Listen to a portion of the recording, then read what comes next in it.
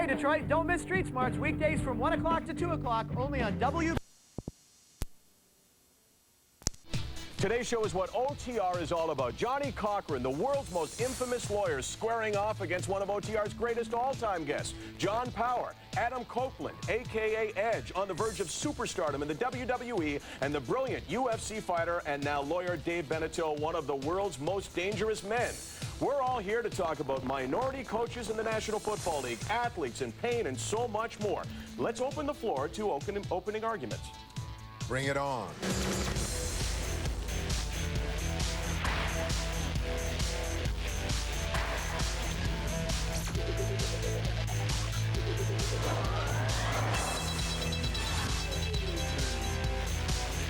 Off the Record with Michael Landsberg is brought to you by the Keg Steakhouse and Bar. For great steaks, good friends, see you tonight. All right, take a good look at my face, folks. With these guests, I do not expect to do all that much talking today. Now, I've told a lot of lies about the quality of this show, so you may not find me credible, but believe me when I say today, it's got to be great. Johnny Cochran, we welcome probably the most famous lawyer on the planet Earth, and we are totally thrilled that he sits here. He is the author of the book, A Lawyer's Life. He has defended many well-known sports people. O.J. Simpson, you defended Michael Jackson, Snoop Dogg as well, but also you had the incredibly successful and famous case where you got Geronimo out of prison as he was wrongfully accused, one of the Black Panthers. And you know what? We're just thrilled that you're sitting here today. Mike, it's great to be with you. All right. And the guests. And the guests as well. You're with some of the heavyweights of the show. John Power, number 2 squash player in the world, but he beat number 1 last night on a twisted ankle. Great to welcome one of my favorites and a real dear friend. Good to see you, Johnny. Thanks, Michael. Great to welcome this man back to the show. He's a Canadian who has done so well in the WWE. I know him as Adam Copeland. You know him as at home as Edge. Great to welcome the star of SmackDown to the show. And congratulations, your star is rising in the WWE. Couldn't be prouder. Little by little. How good is this that we have Dave Beneteau here as well? Dave Beneteau, a semi-regular on this show. Of course, you know him as a former mixed martial artist, and now he mixes it up in courtrooms. He is soon to be a lawyer, and we're glad that you're here. Thanks, good to see you. All right, let's go. The best place to start today is the obvious place. The National Football League has come under fire for its lack of black head coaches.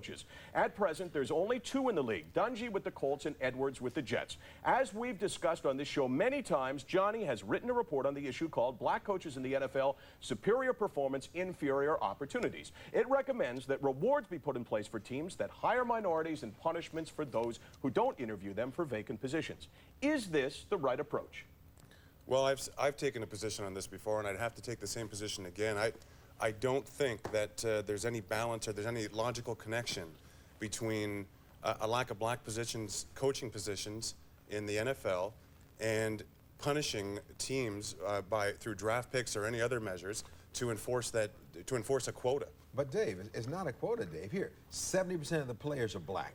In the history of the NFL, there have been 400 coaches, only 6 black coaches, 5 in modern times. And the guys aren't getting a fair shot. That may well be, Johnny, but I know from experience, I can tell you that it's very difficult sometimes for someone to have the professional player hat and then turn it on to coach hat.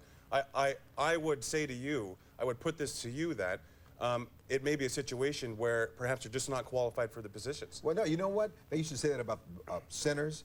The black guy couldn't be a center, couldn't be a quarterback, couldn't be any of those positions where middle linebacker, where they're calling the plays. All that's out there. The most famous quarterback in the history of football now, you know, is a black guy. This guy down, Mike Vick and Donovan McNabb. When they get a shot, they do it. And here's what the thing. You're going to tell me that 70% of these guys are good enough to play, and none of them are smart enough to become a head coach?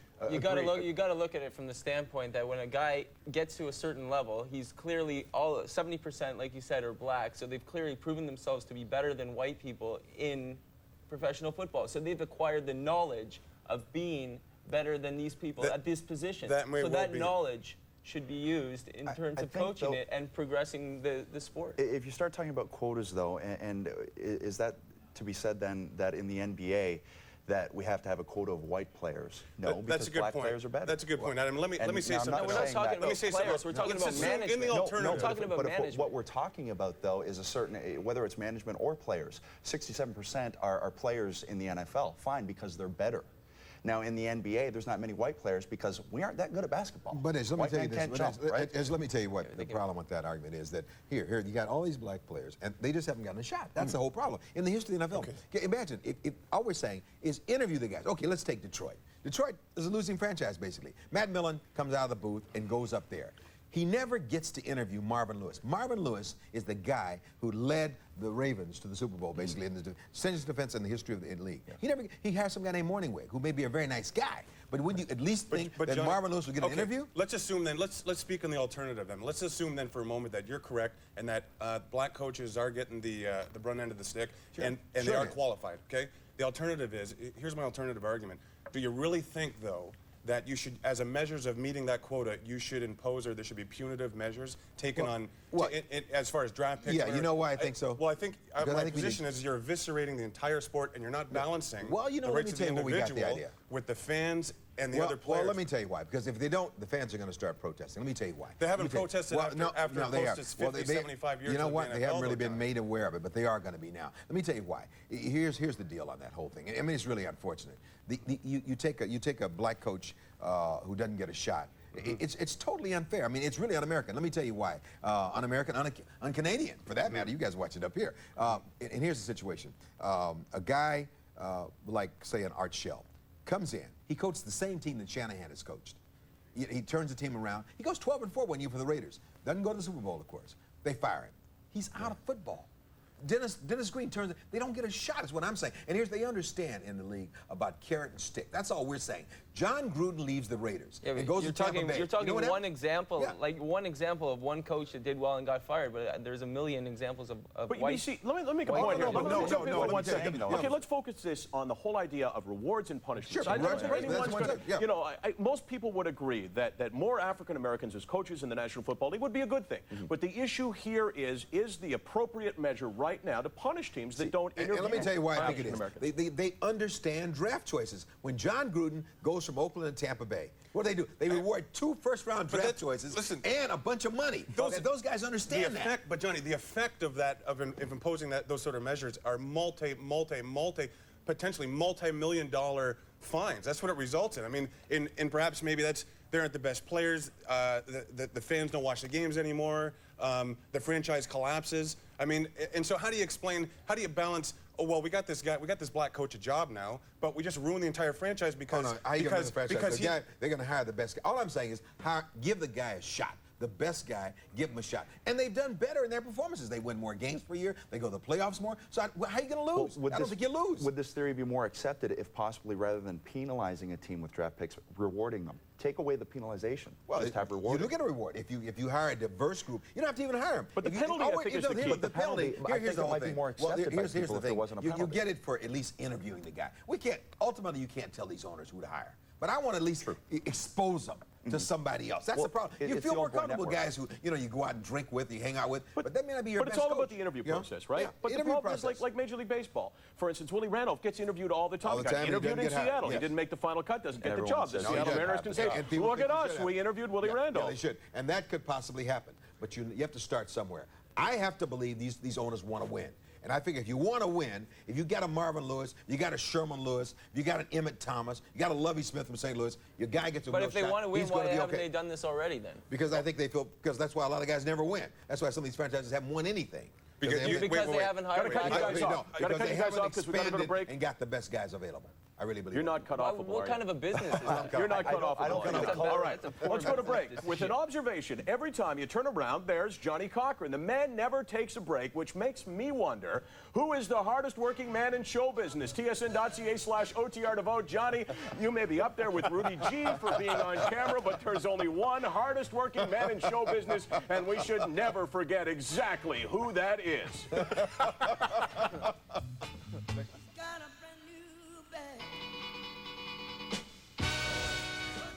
Off the Record with Michael Landsberg is brought to you by the Keg Steakhouse and Bar. For great steaks, good friends, see you tonight.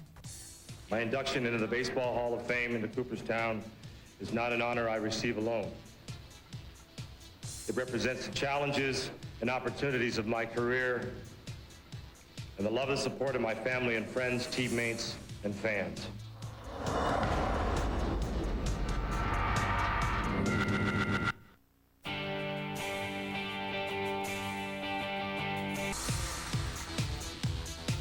Last night, Jonathan Power beat his arch-rival Peter Nicol. In the third game, he twisted his ankle. Then, according to Squash's boy toy, quote, "They carried me off, froze my ankle, and taped it up tight to compress the swelling." We're talking about his ankle now. That's what sports is all about. And at the heart of why normal people like me admire athletes so much, it's also a part of sports that could be endangered. Dave Babbage successfully sued the Philadelphia Flyers for letting him play on an injury that shortened his career. In your minds, is it an athlete's duty to play with an injury, even if it could shorten his career? I don't think so. I do things every day that shorten the length of my career, but I go out and do it because I love what I do. Sure. That shouldn't mean that you go out there and are forced into it, but I do it by choice. And I think by choice. I think he's absolutely right about that. You can't be forced into that. So it's not his duty. It's not his duty. It's not part of his contract. He's give the best he can It while he depends, though. can. As Now, an individual yeah, athlete, yeah. it's different than as a team athlete. Like, I play for myself, so if I'm in Karachi, Pakistan, playing a tournament, and I do my ankle, and I'm not going to get that much, it's not really worth it for me financially to jeopardize my career. That I might not go back on that If you court. make but your if own I'm in decision, Toronto, that's one thing. If it's exactly. really important, but a it's team championship, situation is much different. I mean, well- you got so many different factors there. And Technically, I'm part of a team. I'm part of a team of wrestlers. Now, there's a chance that if I'm hurt and I take time out, I could lose my spot. But I'm confident in my ability that when I come back, I'm going to take that spot back. I'm good enough. yeah. So if you're on a team and you have that confidence, then you aren't going to worry about it. If Then you're you an just advisement, then you you have a gotta knee keep going. injury, you're This going to go out, idea, you're going to come right that back you in. got to play. But we're all not the looking time. through that I mean, you window. know what? Players, I think players have rights, and I want to look at it from that standpoint. And your right is not to play when you're injured and when you're out there. Oh, you may ruin your listen, entire career. I have to have total they can't control make of you every do that. decision. But what that is, I make you know, in as my an life. athlete, though, what is your entire career? And I think when it comes to team sports, you talk about you're going to ruin your entire career. Your career is today. It is tomorrow, maybe next week at best. And I'll tell you, that is the quintessential example what Jonathan did on the weekend when he won the Canadian Open with a busted-up ankle. I mean, you can't. Players have rights. I admire his bravery, but I question his judgment. Well, is what I'm saying. And maybe rightfully so. But players do have And rights. many have, by the way, John. I'll never Before that. I'll never argue, John, that players have rights, but I think when you assume the responsibility of being a professional athlete, you give up some rights that others may have, and that one of those rights are that there's an obligation on you to perform when you may not be up to 100%. And I think that's part of being an No, athlete. if he has depends on the degree if of his the injury team and the needs him, he person. goes out But there.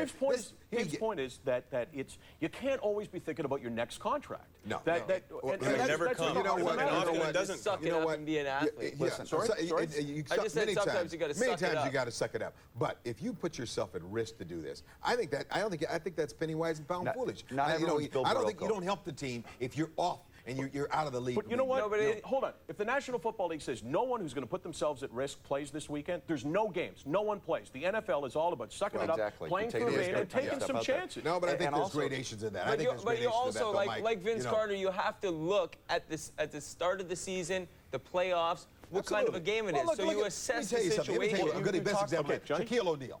Shaquille O'Neal. I mean, you think the Lakers need him back now? They never lost 5 games in a row. They would love to have him come back. And he's a pretty tough guy. But, you know, of course, not the end of the season yet. So, in the season, he might be playing on that toe, which he did last year. But right now, he's not going to put his whole season at jeopardy. You No, said and that. why would He's got to you? wait. It's the beginning of the season. And I don't blame him. But if You know, you're he could playing in ruin the his finals whole of the career. tournament, But you know what? the But NBA here's a team. finals. Hold on. A team's paying a guy. I mean, Shaq's making more even than you're allowed to make. He's making $104 million. That's his contract right now. at least Hold on. something If a like team says to him, "We want you to play," and he says, "Well, you know what? If I play now, it could shorten my career by 2 years." They say to him, "You know, we don't care. We're paying you now. We're paying you $25 million a year to play. We're not worried about whether or not you play when you're I don't think he 36 has or to play on that 37." circumstance. I don't think he has to play. He's the You one know who's why? earned that No, money. If they're in the playoffs and he's in pain, then I think he's got to play. Because you expect what you said. It's the team, and he cares about that. They want to four-peat and all that kind of thing. But right now, I don't think he should play. Yeah, you just got to assess the Where he is. situation. So you would agree under certain you assess the circumstances injury. that some rights should be impeded in other, Well, I mean, I than in don't- others. So just- well- playoff time, they shouldn't have the same rights. Well, as no, normal I season think you time. got to have these rights, but I think that at certain times of the year, it's going to affect your That's not career. about Let me rights. tell you You something. have to assess history. There are Hold certain on. times. I brought up Remember Bill Will Barocco. Chamberlain? Will Chamberlain? They never forgave him. I'm when old enough to remember. Yeah, you remember. You don't look at. You don't look at. You heard of him, yeah. Remember, he never went. There was one game when he played for the Lakers. He sat out at the very end. And he said, "I had an injury." They never forgave him for that, you know. And that stays with a guy like forever. You know, you got to be careful about that. Bill It depends Barocco. on expectations. Bill I mean, Barocco yeah. breaks his leg, Last scores word a to you, winning Ed. goal for the Maple Leafs. It was in the playoffs in the Stanley Cup Finals. He does it. They win the cup. Now, in the beginning of the season, do you do it? Probably not. All right, on that note, we go to break. We got a lot more to talk about on an amazing show. We asked folks to email questions for Johnny Cochran. OTR, Spree might be an all-star on the court, but he's an all-star jackass off of it. The Knicks should let him rot. That's what Andrew says. We'll find out what these guys say when OTR returns.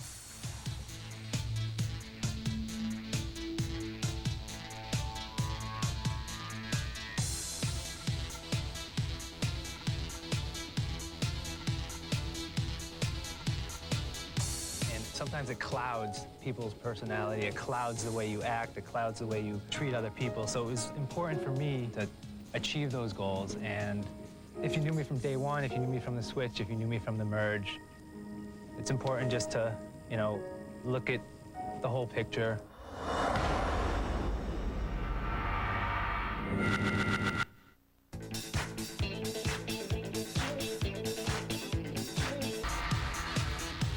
To me, Latrell Sprewell looks like a guy who could cut your heart out and feed it to a pit bull. Unless, of course, you think that pit bull is a racist dog to choose for in that line of questioning, which in case you could point out that it could be a Bijan Frise. He's back on Saturday. His coach, Don Chaney, said, quote, "We are very happy that he is back," and it showed. The enthusiasm picked up, unquote. The New York Post advised fans boo the hell out of him. Let me ask you this. Should the Knicks get rid of Spree? No, I don't think so. He's probably the best player on the team. They need him. The Knicks need him. And, you know, how he acts off the court, that's his own business. And he got fined for it anyway. And that's exactly it. Fine him. Don't put him on the court, fine, or trade him and get more players. That's what I say. Fine, he may be, whatever he is off the court, doesn't...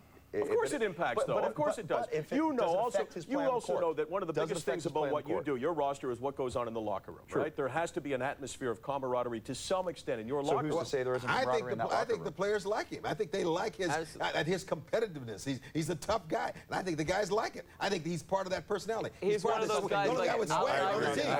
Hold on, He's the only guy with swagger. Yeah. The team, probably. No, I'm just backing him up. He's like one of those guys like Allen Iverson who's going to go out there and give 100% every game. He's a hard worker, great athlete. You'll never know unless you're in that locker room. And you can't really diss. And that's why people should cut him slack, and that's why probably his teammates cut him slack too. If the team plays better while he's on the court, that should be what matters. And I think people should forget he choked a 4th grade science teacher. And well, I think he paid his debt for that too. You know, we do forgive guys. I think he's been forgiven. But I think he has been forgiven. I think New York has embraced him. And I would agree. Without question, he is the best player on their roster. Clearly. But there is a major issue right now because he came out and made some very derogatory remarks about management. And you can dislike management all you want, but that is not a healthy situation and one that could take them down even further. You know what, though, Mike? He's got some free speech issues. And, you know, the New York Post shouldn't be telling So what does that mean, though? He's got some free speech issues. Well, he could say what's on his mind. If they don't like it, they can trade him. What if it just like... Hold on. I got to clarify this. And so the New York Post shouldn't be telling guys what? They have free speech to be able to say that, too. The New York Post should not be setting themselves up the standard to tell guys, tell So free speech issues are good for Latrell, but not them? No, it's great for them, but I mean, I wouldn't necessarily follow what they say. They have a little history of being biased, too. Okay, so let's take it to Barry Bonds. They love Barry Bonds in Japan, and Barry Bonds loves Japan. He said, quote, "This is fun. It's a whole lot different than in the United States. They all say hi. It's easy to become a nice person when you're treated like that," unquote. Is it fair to say that Barry's a victim of an ugly system and that he deserves to have a chip on his shoulder because of how he's been treated? To a certain extent, just from my personal experiences, you can become jaded towards people and how you're treated. Barry Bonds, even more so because he's under a microscope. And yes, that's one of the things that we accept when we become athletes on TV. What we do, we come under a microscope. But there's fair treatment and there's unfair treatment. And I'm sure he's... Yeah, but what Barry Bonds doesn't realize is that hi in Japanese means get the hell out of my country. Actually means yes. It's yes, no. I agree with that. You know what? I think he gets a bum rap. Here's a guy has hit more homers than anybody in history. He surpasses this guy has almost as many homers as he has like strikeouts. This guy's a great athlete. He is. He's one of the best players of his time. Maybe the best. Everybody talks about he's got a bad attitude. It always starts with that. But if I happen to know the guy, and he's a decent guy, and I think he gets a bum rap. And that's the attitude. Really do. And that's the attitude that got him to where he is. Like, how can you begrudge somebody for the attitude that got him to be the best player in baseball? Hold on, Johnny, you got to admit. Hold on, Johnny, you got to admit that what you see of Barry Bonds and what the public sees are very different things. And one of the problems that he has got, and if you were advising him, you have to say that he never shows the side that maybe he showed you to the public. Because he doesn't trust the press, though. That's why. See, he doesn't. Then he's being stupid. He doesn't kiss up to the press, and maybe he should remanage that. But he's not a politician. He's a baseball player. He's got great wrist, and that's what he cares about. But it's not getting him out on that ball. And that's all the fans care about, too. Hold on. I feel like Lance Ito here. Hold on. You just want a sidebar? It's okay. Who says you have to kiss up to the media, though? Did he really have celebrities waiting in his room? On occasion. Okay, let's go to break. As we go to break, this one's for you, Johnny Cochran. This is an email that we received. OTR, sports used to be about tough guys testing the limits of human endurance. Now it's about wusses calling their lawyers when they have a hangnail. Johnny, I blame you. No, don't blame me for that. What's this calling their lawyer? That from Ron Lee in Winnipeg, and Ron is never wrong. Hey, Johnny, how does hanging with Landsberg compare with hanging with Snoop Dogg? It's about the same. I find that very hard to believe, but I appreciate it very much. Let us know your thoughts. Back in a moment.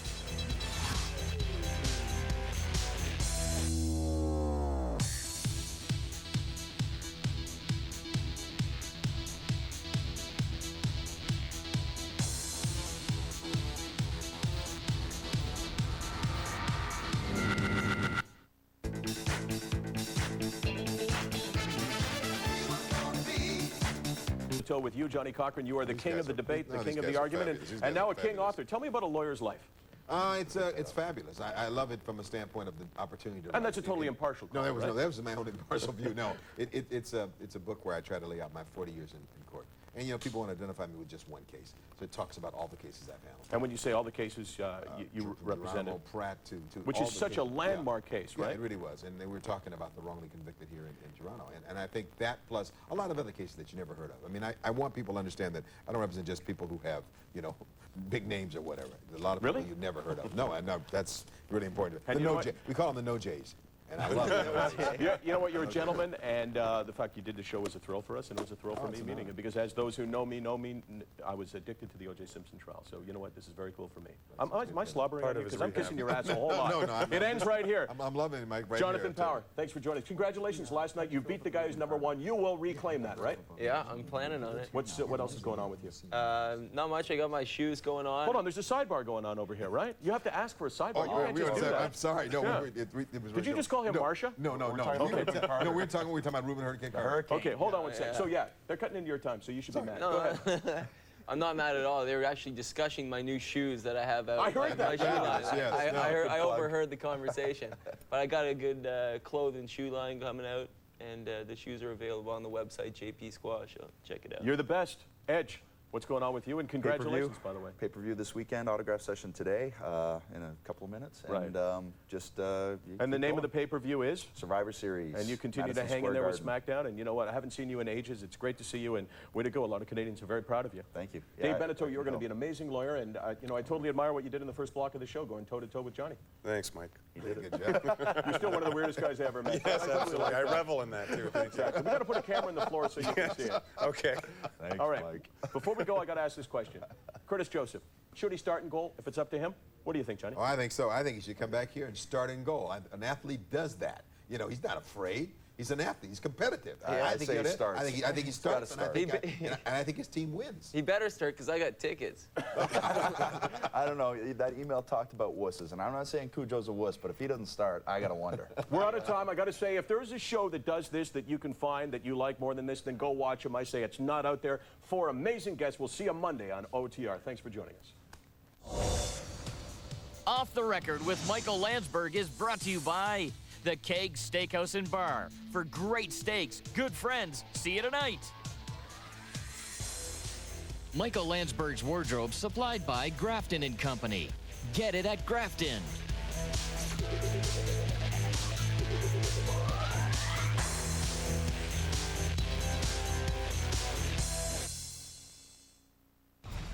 Who will go to the Vanier Cup? Find out Saturday on TNT.